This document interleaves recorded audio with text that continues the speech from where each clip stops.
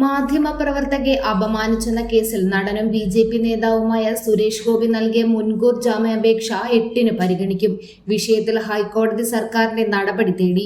മകളുടെ വിവാഹം ജനുവരി 17-ന് നിശ്ചയിച്ചിരിക്കുന്ന സാഹചര്യത്തിലാണ് സുരേഷ് ഗോപി മുൻകൂർ ജാമ്യം തേടി ഹൈക്കോടതിയെ സമീപിച്ചത്. ഒക്ടോബർ 27-നാണ് കേസിനാസ്പദമായ സംഭവമുണ്ടായത്. കോഴിക്കോട് എരിഞ്ഞാപ്പാലത്തെ ഹോട്ടൽ ലോബിയിൽ വെച്ച് ചോദ്യങ്ങൾക്ക് മറുപടി പറയുന്നതിനിടെ സുരേഷ് ഗോപി മാധ്യമപ്രവർത്തകയുടെ തോളിൽ കൈവച്ചെന്നാണ് പരാതി. ഇത് മോശം ഉദ്ദേശത്തോടെയാണെന്ന് കാട്ടിയാണ് മാധ്യമപ്രവർത്തക പരാതി നൽകിയത്.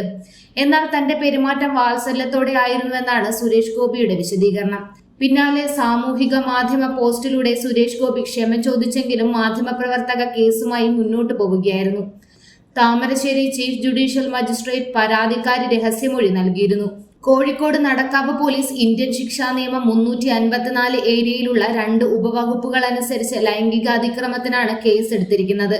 നവംബർ 18-ന് സുരേഷ് ഗോപിയെ ചോദ്യം ചെയ്ത ശേഷം വിട്ടയച്ചിരുന്നു.